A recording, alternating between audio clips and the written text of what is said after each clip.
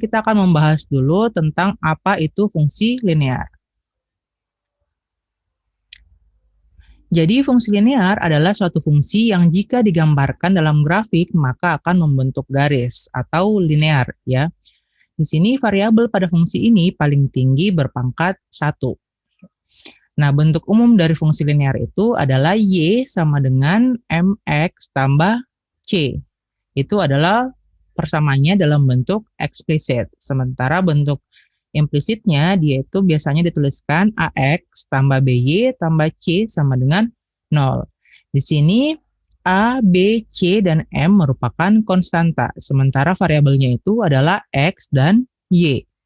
Pada persamaan eksplisitnya, M itu menyatakan gradien atau kemiringan atau kecondongan dari garis yang terbentuk, di mana gradien itu bisa kita dapatkan dari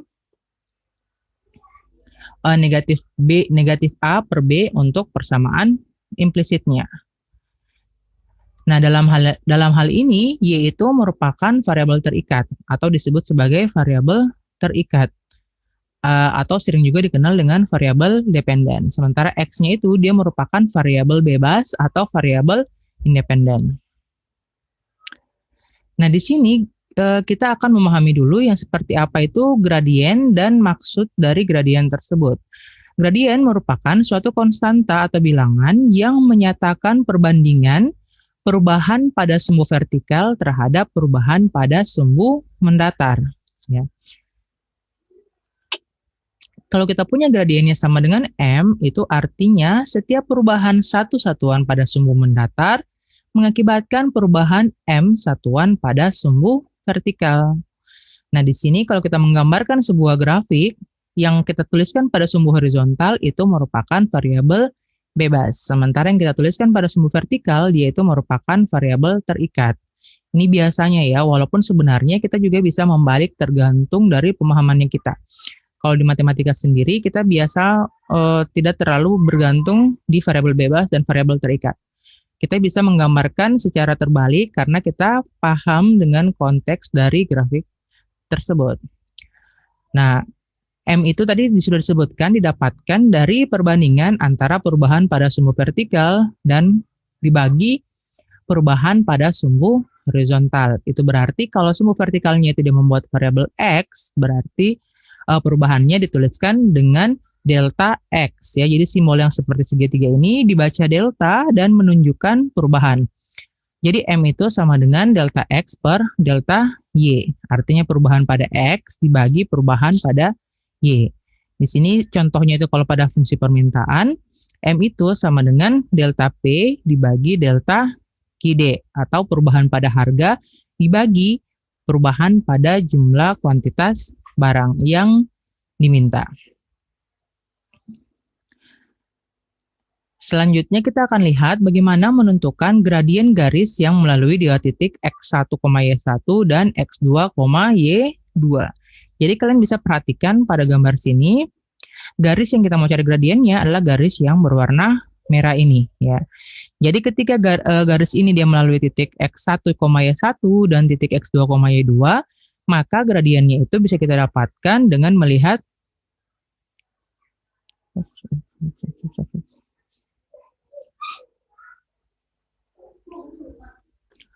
tadi ada kesalahan penulisan ya. Jadi untuk rumus yang ini tadi seharusnya di sini delta Y per delta X ya. Tadi saya tuliskan delta X per delta Y. Terbalik ya. Selanjutnya nanti berpengaruh di sini. Oke.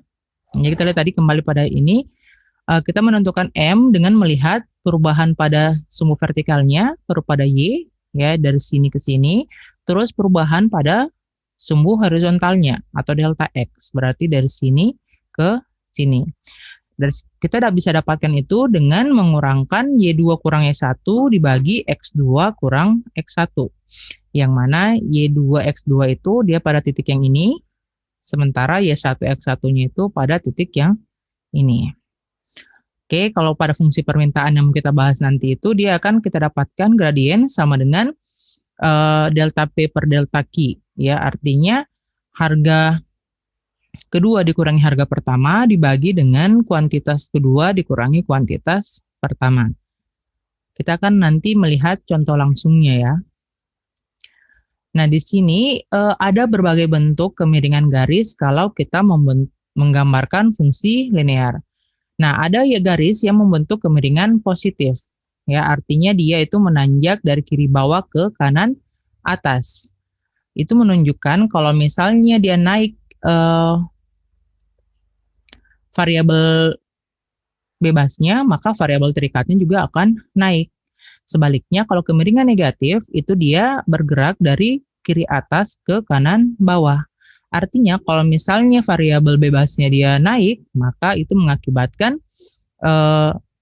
variabel terikatnya itu dia turun.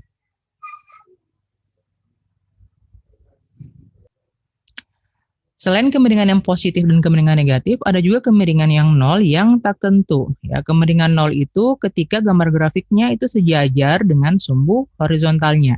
Sementara kemiringan yang tak tentu itu terjadi ketika gambar grafiknya itu sejajar dengan sumbu vertikal. Nah, di sini contoh, kalau misalnya kita punya persamaan garis Y sama dengan 2X tambah 3, itu artinya gradiennya itu positif. Ini menunjukkan kalau misalnya X-nya dia naik, Y-nya juga akan naik. Artinya setiap kenaikan satu satuan variabel X akan mengakibatkan kenaikan dua satuan pada variabel Y. Sebaliknya, kalau persamaannya dia menjadi Y sama dengan negatif 2X tambah 3, artinya dia mempunyai kemiringan yang negatif. Berarti kalau misalnya X-nya naik, Y-nya akan turun. Di sini artinya setiap kenaikan satu satuan variabel X mengakibatkan penurunan dua satuan pada variabel Y. Gradien positif itu menunjukkan adanya peningkatan atau penurunan yang searah antara variabel terikat dan variabel bebas. Artinya, jika variabel bebas meningkat, maka variabel terikat juga meningkat, dan sebaliknya. Seperti yang saya jelaskan tadi ya, kalau dalam ekonomi sendiri, contoh jelasnya itu pada fungsi penawaran. Sebaliknya, kalau gradien negatif itu menunjukkan adanya peningkatan atau penurunan yang berlawanan antara variabel terikat dan variabel bebas. Artinya, jika variabel bebas meningkat, maka variabel terikat akan menurun dan sebaliknya. Itu dicontohkan dengan fungsi permintaan. Ya, kita tahu kalau fungsi permintaan, semakin harganya turun, maka permintaan barang akan semakin besar. Sebaliknya, kalau harganya semakin naik, maka permintaan barang akan semakin kecil. Oke, gradien nol tadi itu menunjukkan variabel bebas yang berubah-ubah, sementara variabel terikatnya atau variabel dependennya itu dia konstan atau tetap ya. Sementara kalau fungsi konstan, dia itu gradiennya tidak terdefinisi atau tak tertentu. Itu menunjukkan variabel bebas yang konstan, sementara variabel terikatnya dia berubah-ubah. Nah, kita lihat di sini untuk grafik fungsi permintaan dan fungsi penawaran. Kalau fungsi permintaan, dia akan bergradien negatif, sementara fungsi penawaran dia akan bergradien positif. Oke. Nah, selanjutnya bagaimana kita menentukan persamaan fungsi linear? Yang pertama, kita menentukan persamaan fungsi linear yang memiliki gradien M dan melalui titik tertentu, misalnya titik X1, Y1. Itu kita bisa dapatkan persamaan fungsinya dengan rumus ini. Y kurang Y1 sama dengan M dikali X kurang X1. Ingat sekali lagi, Y dan X di sini dia variabel. Ya, jadi tidak akan berubah. Tidak ada angka yang dimasukkan. Angka yang kita punya nanti akan dimasukkan di nilai gradien, nilai X1 dan nilai Y1. Nah, di sini tadi sudah dijelaskan kalau Y itu merupakan variabel terikat, X-nya variabel bebas, X1 salah satu nilai untuk variabel bebas, Y1 itu adalah nilai untuk variabel terikat yang bergantung pada nilai X1. Artinya, Y1 ini didapatkan dengan memasukkan X1 atau yang dihubungkan dengan X1. Sementara M adalah gradien garisnya. Nah, langkah-langkah menentukan persamaan fungsi linear, yang pertama kita tentukan dulu gradien atau kemiringan garisnya dengan cara membandingkan perubahan pada variabel terikat dengan perubahan pada variabel bebas. Yang kedua, kita menentukan persamaan fungsi linear dengan menggunakan rumus Y kurang Y1 sama dengan M kali X kurang X1 tadi. Nah, catatannya di sini, kalau variabel terikat merupakan hasil dari fungsi terhadap variabel bebas, atau dengan kata lain, Y merupakan fungsi terhadap X. Nah, jika fungsi yang dimaksudkan adalah fungsi F, maka biasanya kita tuliskan Y itu sama dengan Fx. Ya, jadi jangan sampai kalian dapatkan bentuk yang bukan Y, tapi dalam bentuk fungsi itu tetap memiliki makna yang sama. Nah, begitu juga nanti kalau kita lihat aplikasinya, tidak semua menggunakan simbol Y dan X, atau fungsinya tidak selamanya F, ya, tergantung dari variabel yang kita punya. Yang terakhir, ubah bentuk persamaannya menjadi persamaan eksplisit. Tadi yang ketiga, yang terakhir itu kita membuat kesimpulan. Kenapa membuat kesimpulan?